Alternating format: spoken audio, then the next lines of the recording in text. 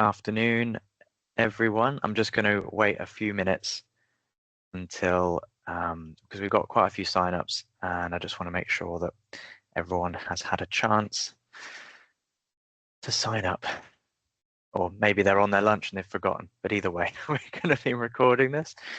So yeah, if it does get to a few minutes in and then there are people that haven't joined us, then it doesn't matter. They'll be able to catch up on it.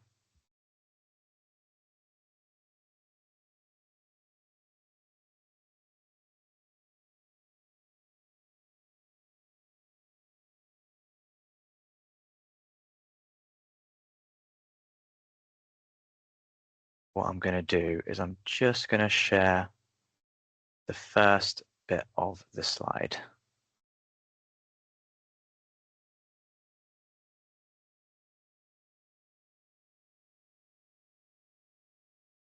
Hi everybody, welcome. Just going to leave it a few more minutes just to make sure that everyone who wanted to sign up can make it. As I mentioned a second ago, people might forget and end up being on lunch, but it's going to be recorded anyway. So thank you for joining us. But yeah, we're going to probably kick it off at about, I would say, 4 minutes past. So you've got a couple of minutes just to twiddle your fingers or go and get yourself a coffee, and then we'll start it at about 4 minutes past 1. Just going to make sure that everyone has time to sign on.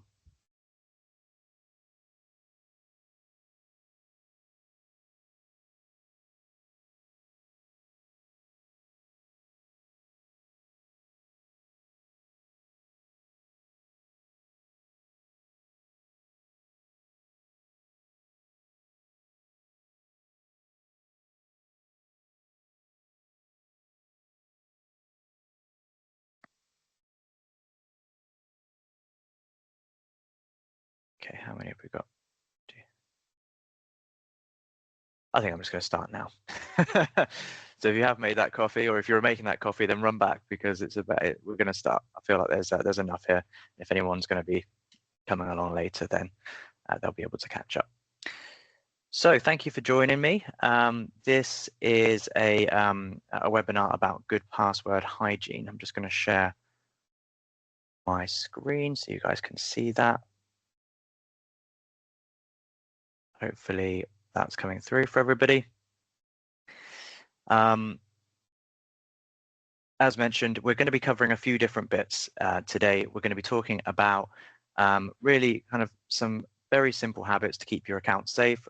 We're not just going to be talking about that. We're going to be talking about in general, like why passwords are often a problem, why we should care about this. Some of it will be new information to you. Some of it you may already know to begin with. But we're going to talk about kind of a few different issues to do with passwords. We're going to talk about different ways in which people can gain access to accounts. And we're also going to talk about a few simple habits, like I said, that can keep your accounts safe by using, well, we've got a password manager here, Keeper, that we're going to be talking about. But there are, of course, other password managers out there. But Keeper is a very good one for a number of reasons, and there's a reason why we endorse it and why we use it for our clients. So we're going to be talking a bit about that as well. So let's get going. So the first one, why are passwords a problem? So often when we think about passwords, we think of like somebody, or when we think about accounts being hacked, we think about someone sat there, just kind of like a hacker, just like typing away, trying to like gain access to accounts. And that's like almost like a romantic vision of it, because we want to think that, oh, these people have hacked into my account. It's taken like lots of like stuff that they've done at their end. But in reality, most attacks actually start with a stolen password. That is the single most common way attackers can break in, and confirmed in about 1 in 4 data breaches. That is the way that it's happened. That it's happened. So they don't break into systems; they log into passwords they already have. One of the reasons, or one of the ways that they get this, is that passwords in general across the board, again, statistically speaking, are often reused ones or they're very easy to guess. So 94%, you can see on the screen, 94% of leaked passwords are what they would class as reused or easy to guess. Only 6% of passwords in general are truly unique. So what do I mean by reused? What I mean by reused is essentially you are using it across multiple accounts. So not necessarily, it could be work accounts, it could be personal accounts, it could be across different third-party systems. You're using the same password, and that can be an issue. We'll get into the reasons as to why that would be a bit later on.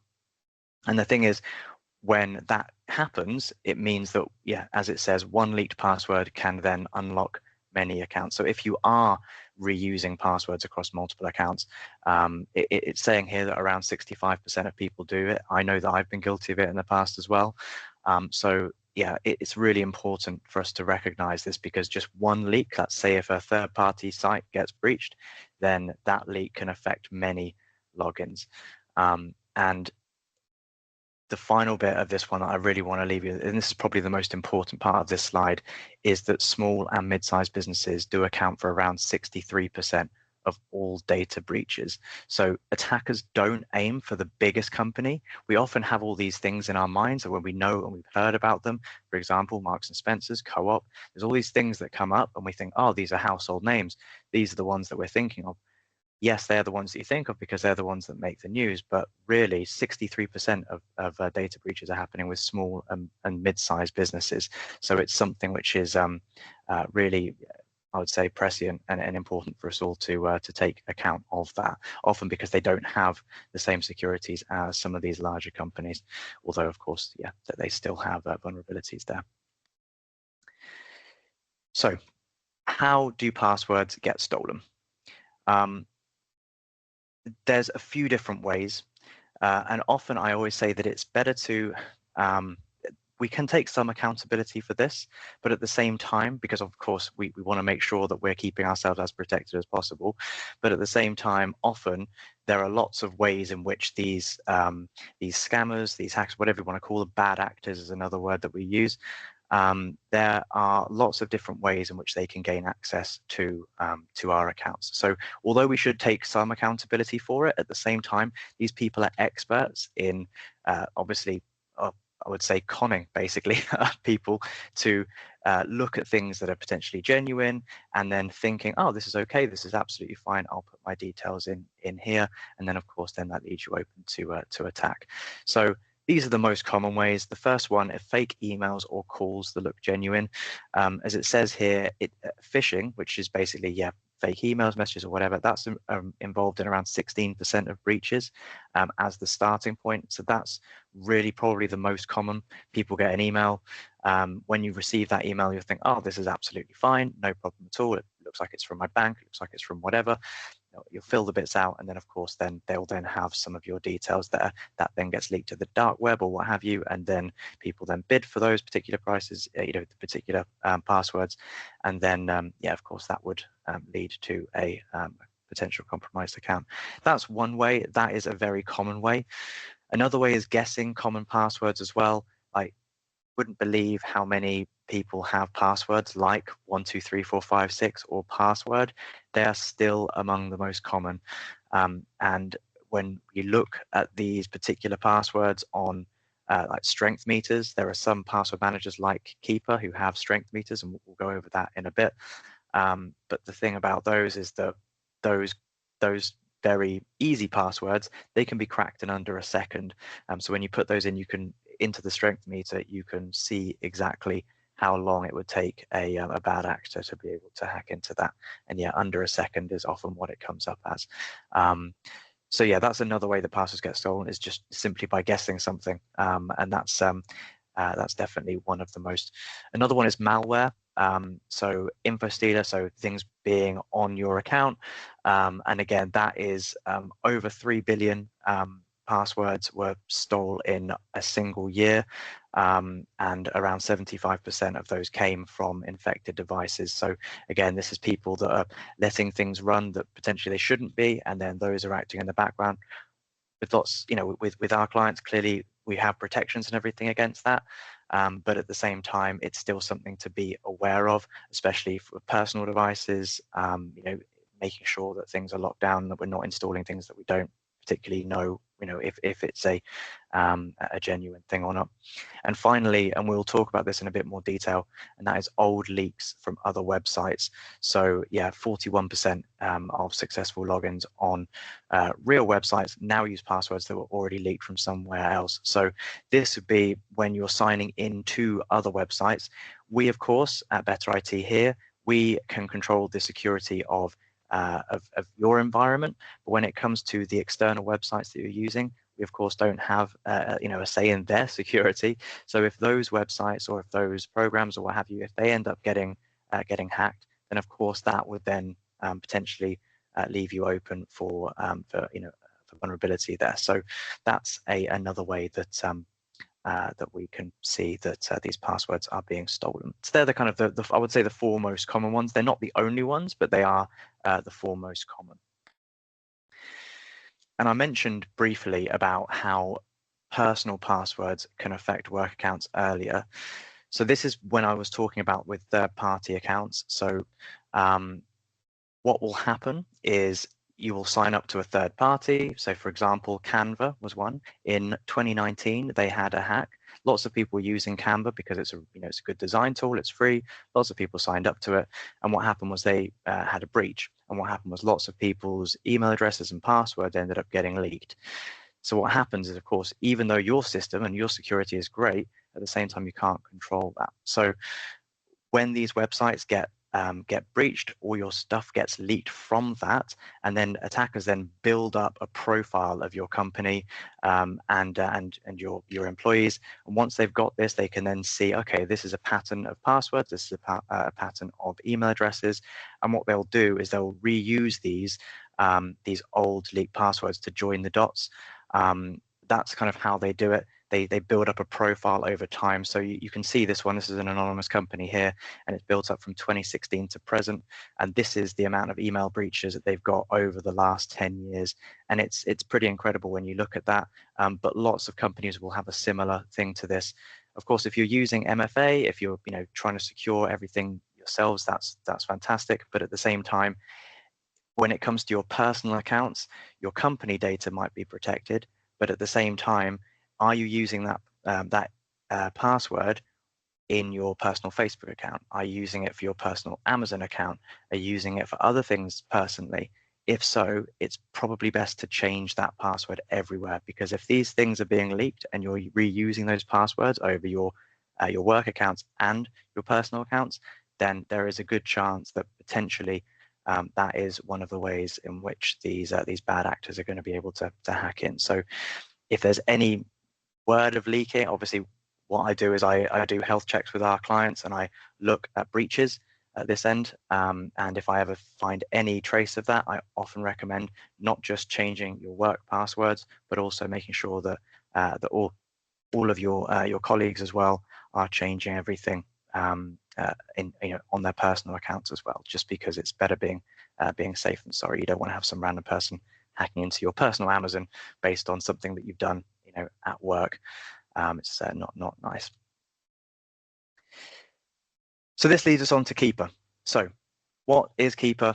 Why do we use it? So Keeper is a password manager. It keeps your passwords in an encrypted vault that only you can unlock. So it keeps everything in one place. Not even Keeper can see what's inside. It's very secure. It is something, but basically in order to sign in, you only need to remember one main password. So you sign in once to Keeper, and then it safely kind of handles everything else from there. Everything else is protected. You don't need to reuse passwords, type them into websites yourself. It can create strong passwords for you. So instead of having to remember all these different passwords, Keeper can literally generate passwords for you, and they're very long, they would be very hard to guess. Let's put it that way. It often, all the things are pretty much, it will take, I think it says like millennia or something to guess, and that's for people or for bots to guess them. So it removes the need to reuse passwords or remember them. And it's the same with other password managers as well, but Keeper has a few extra little bits that we'll go into in a bit, which are quite good, which is the reason why we recommend it. How it helps day to day, you can download a browser extension. So you can probably see on here, there's a little bit up here on the top right, and that is it's like a plugin basically that sits in your Edge. And what that does is it fills in your passwords for you. So when you sign on to a website, it recognizes the website and then securely fills in those details. So it's just basically a way of being able to, but essentially sign onto the website, it will then recognize, oh, it's this website. This is the password for that website. So you don't need to copy it. You don't need to type it. You don't need to guess. You don't need to keep those passwords on a Post-it or whatever, anything like that. It will securely transfer it from point A to point B. And the most important part of this particular slide is that it supports 2FA. So you don't need to keep taking your phone out if you've got a clean desk policy, something like that. You don't need to be taking your phone out in order to get the authenticator code to then sign into the website. We'll go into it in a moment as to how this works, but yeah, this is where it is, if just in case you can't see it, just in this top right hand corner here. But the idea is that you could sign in, and I'll literally walk you through how it does it. It will recognize the website first of all, so it'll put your username in there. You'll then go through to another bit where it will say, okay, this is the password. It will fill in that password, and then it will go through to the authenticator. Usually, of course, you would take out your phone or whatever authenticator method you're using. With Keeper, it will just fill it in automatically for you. So I'll show you how that works in the next slide. But if you remember one thing from this entire presentation, if you have Keeper already, if you don't have Keeper already, obviously I would recommend looking into getting it, or a password manager that's similar in terms of its robustness. But if you are using Keeper already, I would recommend installing this Keeper browser extension, because that's the thing that really changes it from being a good password manager to being something which is actively there in your workflow, and you don't need to spend any time going into the vault to get your passwords or anything like that. It just does it automatically. So if you do one thing after you leave this webinar, I would absolutely go and install that browser extension. So we're going to quickly go into how that happens. I'm just going to press play on this, and you will see exactly how that works. So this is a personal example. I press here on what I want to sign into. As you see, it's already signed in to my username. I've clicked there. Look, it's generated the password. I've clicked next. Okay, great. Look, it's come through. Authentication code, that's there. You'll see it pop up in the top right-hand corner as well. And then there we go. And then we're in. And it really is that simple. That is how it works at its best. So I'll play that once more time so you can see it. Again, look, click on the thing that I want. Look, my name is instantly loaded up. Click next. Password is auto generated there, or put into there. And then there we go. The authentication code is generated at the two-factor code. And there we go, signing straight into what I want to do. So very, very simple. And that's the whole point of Keeper. That's what it's designed for. It's designed to help save you time, so you don't have to keep getting out your phone and potentially getting distracted when you do that. And finally, it's important to recognize how strong our passwords are. This bit here on Keeper, they have a strength meter. So if you literally just look up the Keeper password strength meter, you can find out exactly how strong your password is. They don't keep this or anything. It's not like something where you type your password in and that goes into a vault or anything like that. It literally is just to test exactly how strong your password is. So if you're thinking, I'm not sure about mine, if you type it into there, it will literally tell you the exact length of time it will take to crack it. So you just literally type it in, and then it will say, potentially minutes, could be hours, could be whatever. Put this in, and then you can at least test at your end and see exactly how robust your password is. If it comes out and it's coming up as saying maybe minutes or whatever, then I would recommend changing that very quickly. And if you have Keeper, like I said, then you can use it to auto generate a new password, so you'll be able to make sure that it's far more secure moving forward. And that's me done. So I'm going to stop sharing this now, and If you do have any questions, you're welcome to ask now, or we can, yeah, you can always message me, but I'm going to stop sharing my screen. I'll just check to see if Hayley has had any questions in the meantime. Hayley, have you heard anything?